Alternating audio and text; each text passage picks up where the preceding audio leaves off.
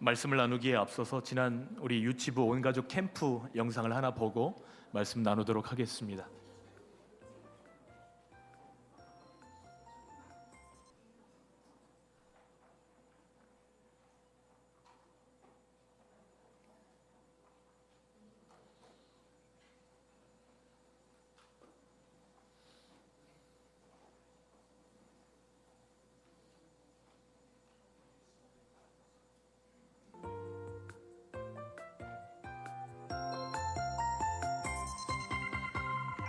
주의 수고혈로 거듭난 나는 하나님 백성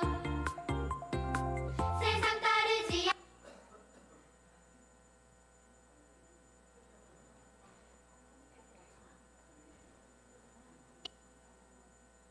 않고 매일 기억해 매일 충성해 하나님은 나의 왕 나는 하나님 나라 백성 찬양해 하나님 나라 노래해 하나님 다스리네 이 세상 모든 것 찬양 찬양해 하나님 나라 노래해 하나님 다스리네 이 세상 모든 것 찬양 찬양해 하나님 나라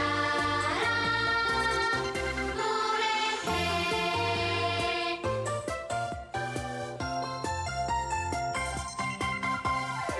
주의 수고혈로 거듭난 나는 하나님 백성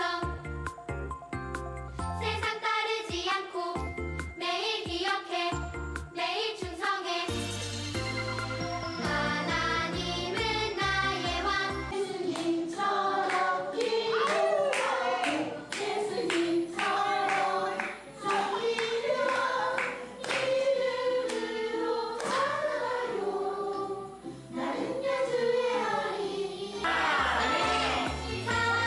예수님 하나님 나라 노래해 하나님 다스리네 이 세상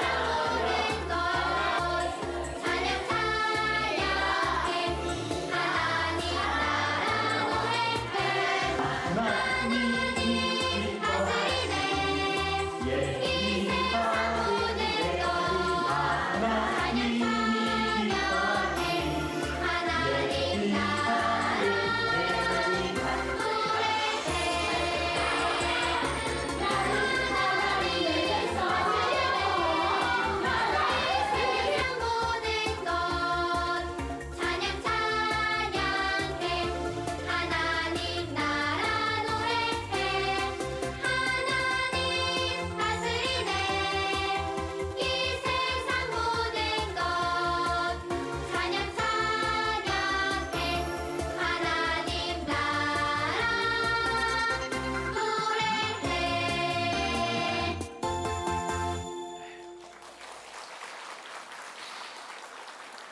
우리 유치부 아이들이요 1시간 동안도 예배를 잘 드리더라고요.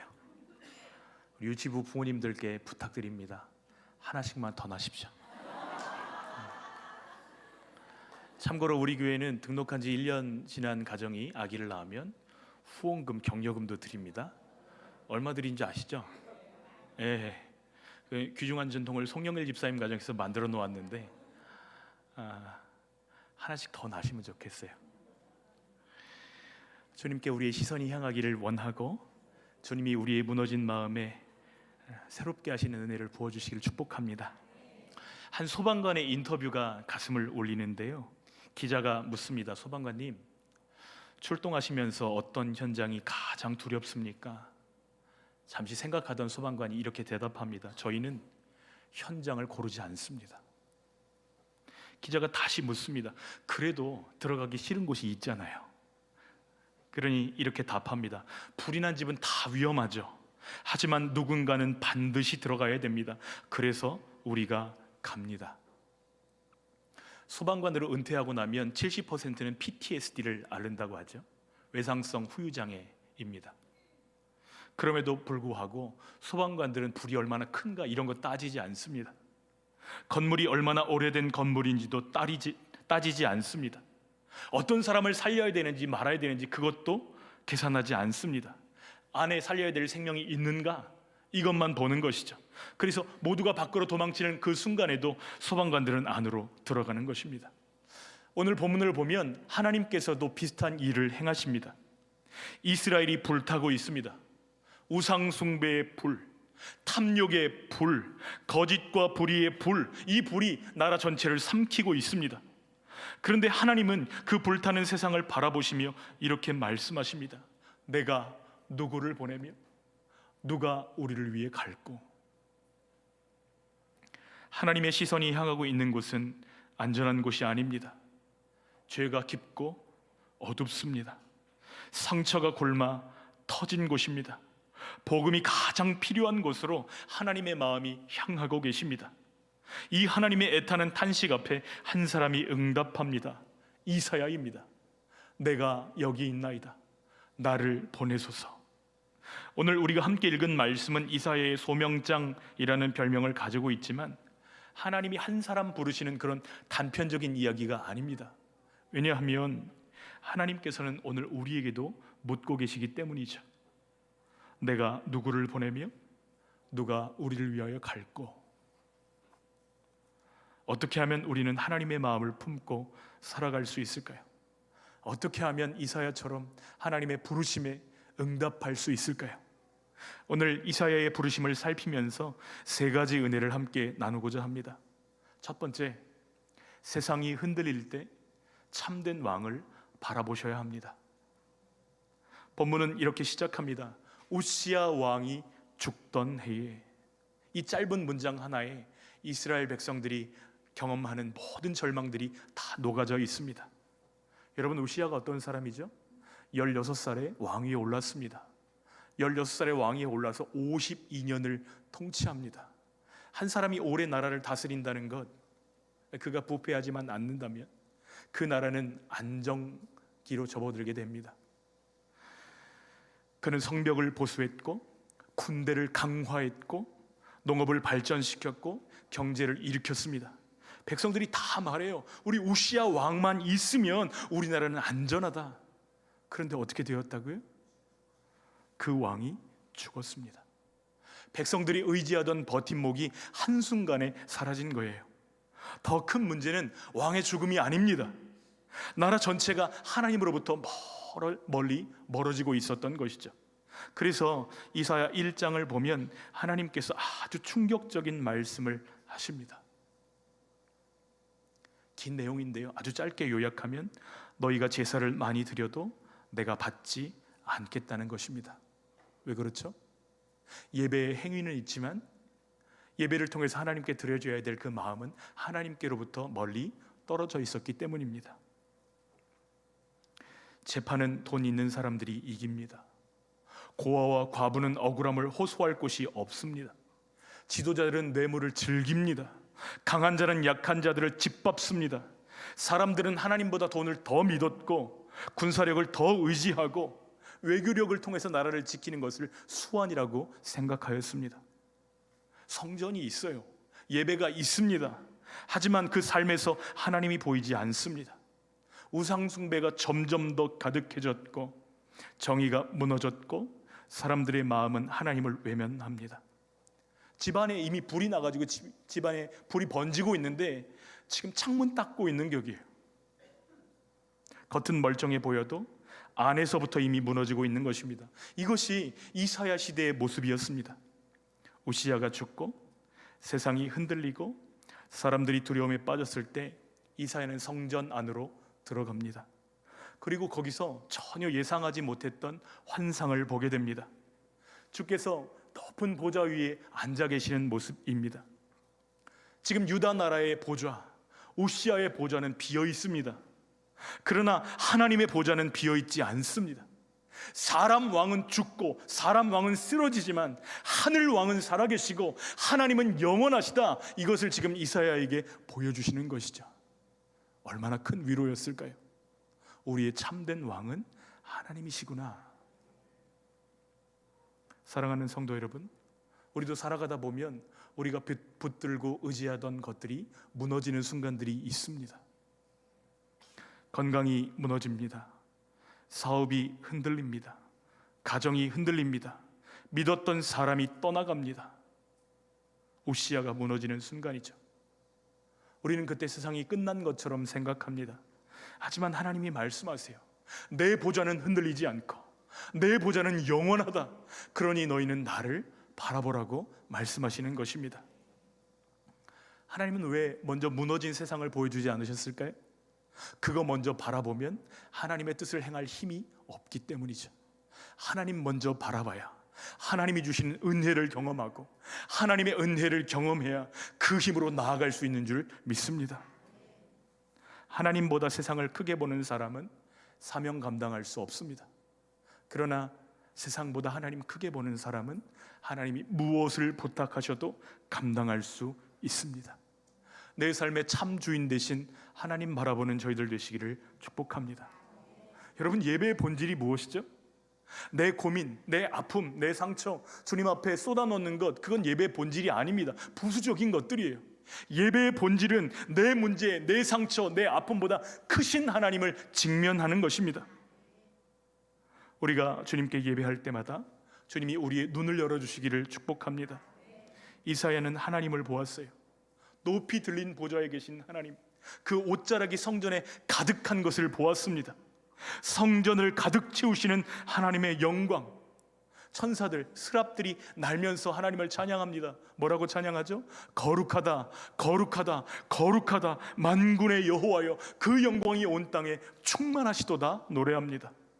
온 성전이 그의 영광으로 가득했습니다. 이사야는 하나님의 영광 앞에 압도됩니다.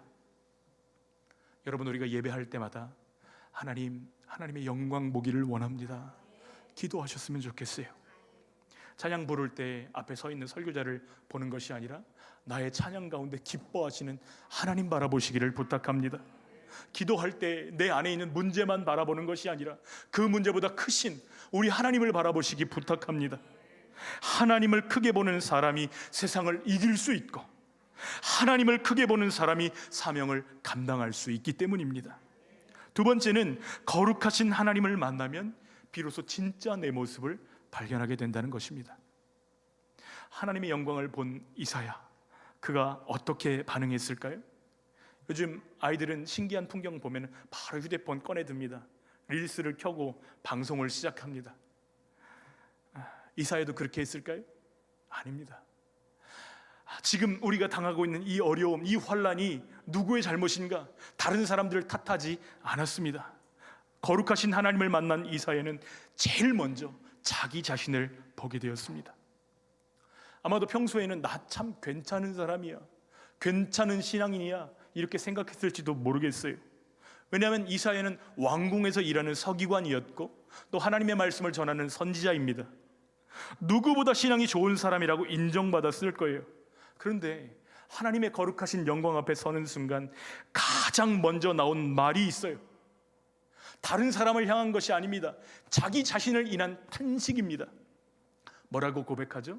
화로다, 나여 망하게 되었도다, 이렇게 고백합니다. 단순한 낙심이 아니에요. 나 하나님 앞에 설 수 없는 죄인입니다, 이런 고백이죠. 이사야는 계속해서 말합니다. 나는 입술이 부정한 사람이요 입술이 부정한 백성 중에 거주하면서 만군의 여호와이신 왕을 배웠음이로다. 여러분, 하나님께 회개하는데 가장 먼저 무슨 죄악을 회개해요? 입술의 죄악을 회개합니다. 왜 입술일까요? 입술은 마음의 반영이기 때문에 그렇습니다. 예수님이 말씀하셨어요. 사람마다 마음에 가득한 그것을 입으로 말하느니라. 결국 우리의 말은 우리의 마음을 보여줍니다. 여러분, 한 주간 동안 어떤 말들을 많이 꺼내 놓으셨나요? 한번 밸런스 게임 한번 해볼까요? 이거 어떻게 하는지 아시죠? 짬뽕 짜장 하나 둘 셋. 좋아하시는 거 얘기하시면 되는 거예요. 자, 연습했으니까 실제로 한번 해볼게요. 입 다무시면 안 돼요. 아까 우리 중고등부 애들 시켜보니까 갑자기 입을 다물더라고요. 자신의 수치가 드러날까 봐. 그냥 하는 거예요. 자, 감사 불평 하나 둘 셋. 격려 비난 하나 둘 셋. 저는 비난도 좀 했습니다.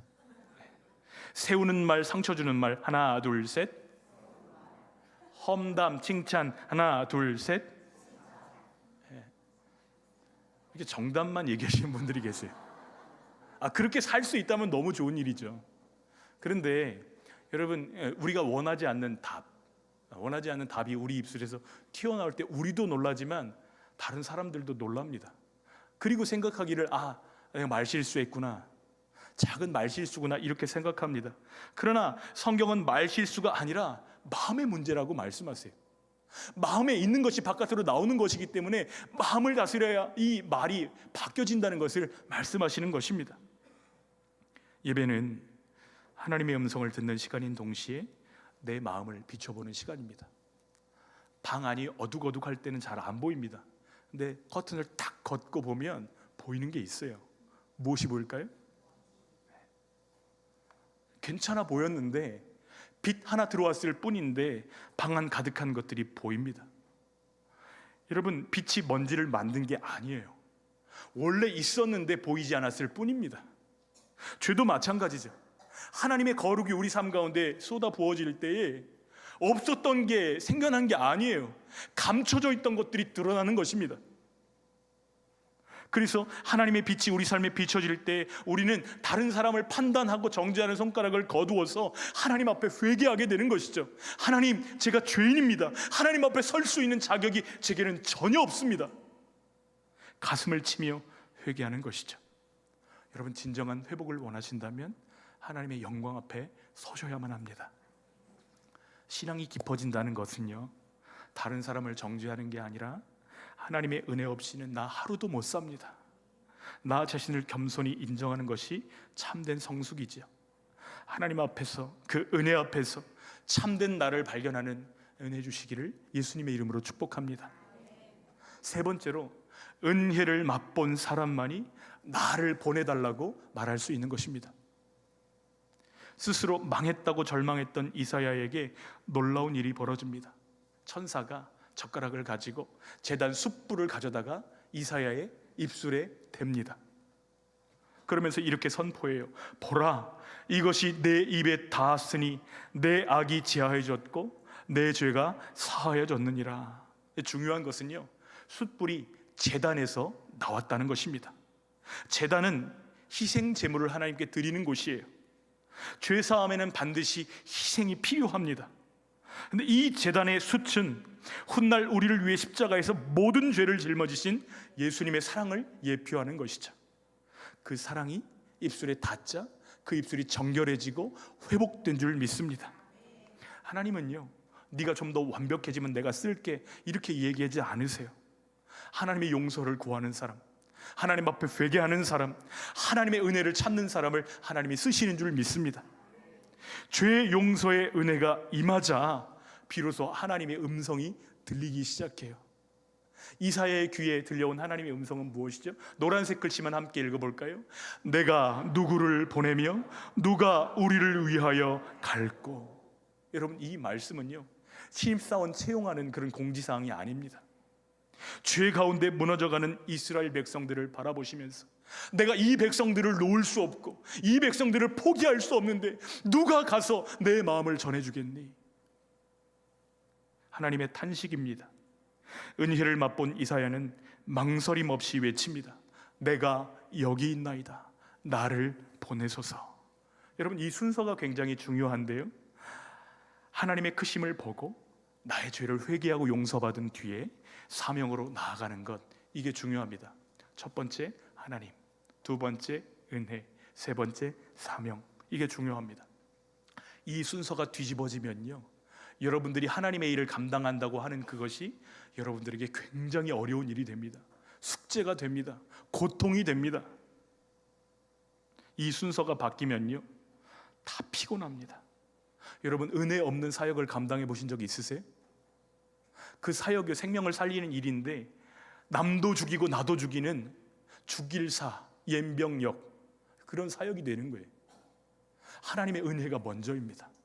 하나님의 은혜가 부어져야 하나님이 기뻐하신 일을 감당할 수 있기 때문이죠. 나를 살리신 은혜를 맛보고 나면 사명은 사랑의 응답이 됩니다. 누군가 진짜 사랑하면 억지로 시키지 않아도 자발적으로 움직이잖아요.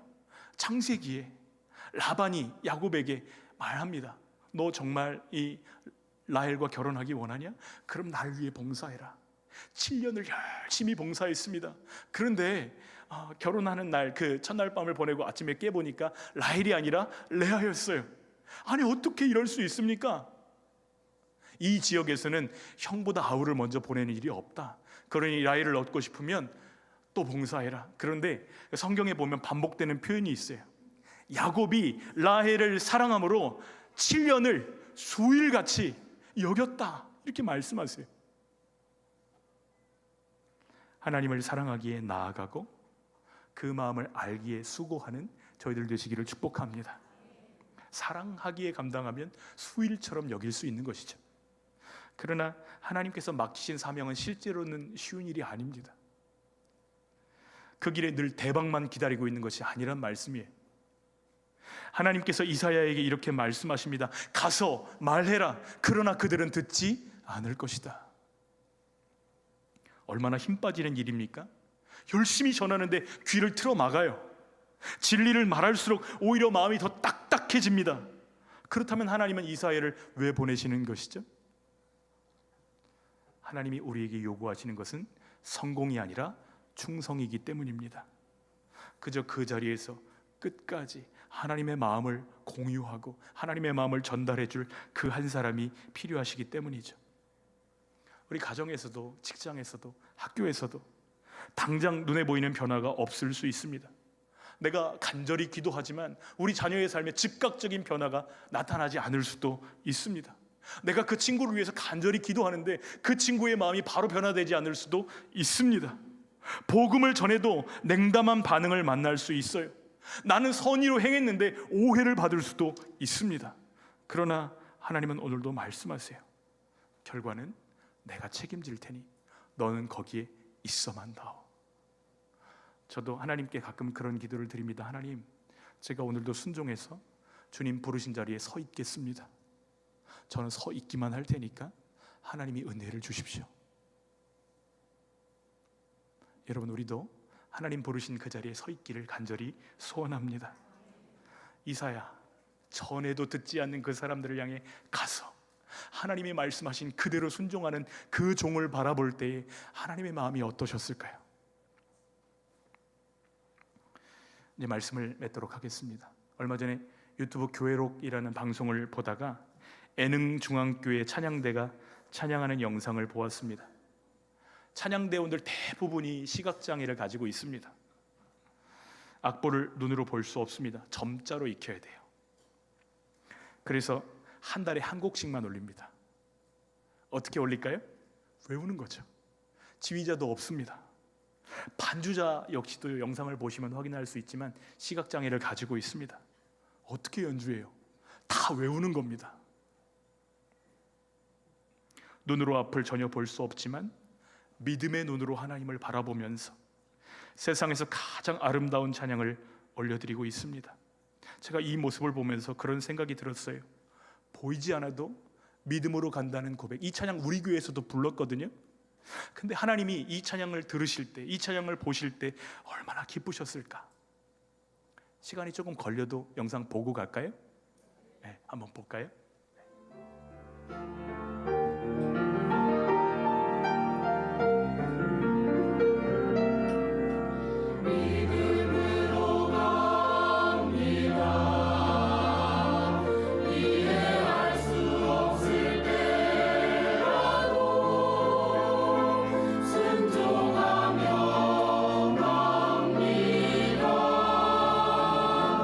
내가 바라던 길이 아닐지라도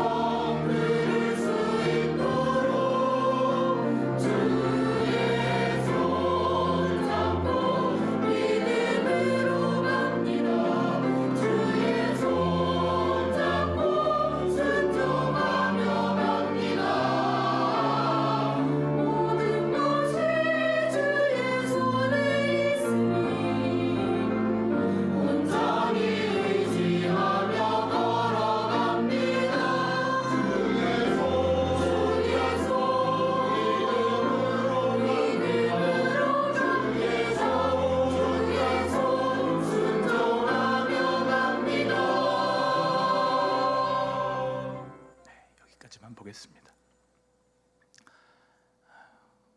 훤히 보여서 그 길을 보이기 때문에 우리 따라가는 것 아닙니다.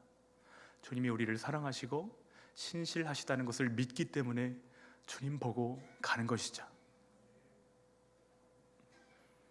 내 앞에 무슨 일이 기다리고 있는지, 내 진로가 어떻게 열려질지 잘 보이지 않아도 보좌에 앉으신 하나님이 내 삶을 다스리고 계시고, 그분이 나를 사랑하셔서 구원하시기 위해 아들을 내어주실 만큼 나를 사랑하신다면 그 사랑 안에 나의 모든 것이 있음을 믿고 걷는 것입니다. 하나님은 오늘 우리에게도 묻고 계십니다. 내가 누구를 보내며 누가 우리를 위하여 갈고? 저 답답하고 무너지고 소망 없는 현장을 향해서 나아갈 한 사람을 찾고 계시는 것이죠. 상처 입은 내 친구, 아파하는 그 영혼을 향해 나아갈 한 사람, 그 한 사람을 찾고 계시는 것입니다. 주님이 우리에게 물으실 때 주저없이 예 주님 제가 여기 있습니다, 나를 보내셔서 이렇게 응답하는 저희들 되어지기를 원합니다. 지금 그런 사람들이 곳곳에서 일어나고 있어요. 정말 주님이 찾고 계시는 그러한 모임들이 여기저기서 일어나고 있습니다. 학교 안에서 학교를 위해 기도하는 아이들이 일어나고 있어요. 직장 안에서 우리 직장에 하나님의 나라가 임하게 해달라고 기도하는 사람들이 일어나고 있습니다. 하나님 우리들을 사용하여 주시옵소서. 우리가 이 안에서만 주님의 영광을 보는 것이 아니라 온 세상 가득한 하나님의 영광을 드러내며 증거할 수 있도록 주님의 손잡고 순종하며 걷게 하여 주시옵소서. 하나님 사랑 전하는 저 여러분 되시기를 예수님의 이름으로 축원합니다.